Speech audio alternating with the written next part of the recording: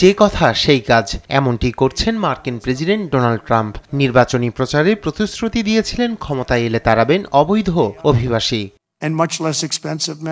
ক্ষমতার মসনদে বসেই নথিপত্রবিহীন অভিবাসীদের বিরুদ্ধে কঠোর অবস্থানে নামেন ট্রাম্প। অভিবাসন ব্যবস্থায় পরিবর্তন আনতে 21টি নির্বাহী আদেশ জারি করেন তিনি। এরই অংশ হিসেবে ঝটিকা অভিযান শুরু করেছে নিরাপত্তা বাহিনী।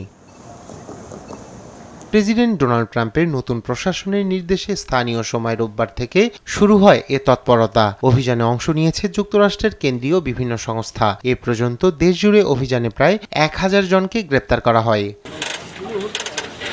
রোববার শুরু হওয়া এই অভিযানে আইসিইর পাশাপাশি অংশ নিয়েছেন এফবিআই ও ড্রাগ এনফোর্সমেন্ট অ্যাডমিনিস্ট্রেশন সহ বিচার বিভাগের বিভিন্ন সংস্থার সদস্যরা। ধারণা করা হচ্ছে 1 সপ্তাহ ধরে চলবে এই অভিযান।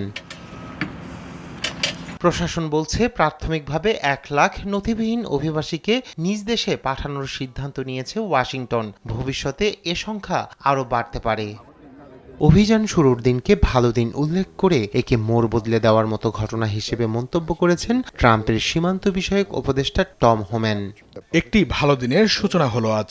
এই অভিযান মোড় বদলে দেওয়ার মতো একটি ঘটনা। শিকাগোর জাতীয় নিরাপত্তা হুমকিগুলোর উপর নজর রাখতে আজ আমরা সরকারের সব আইন শৃঙ্খলা রক্ষাকারী সংস্থাকে মাঠে নামিয়েছি।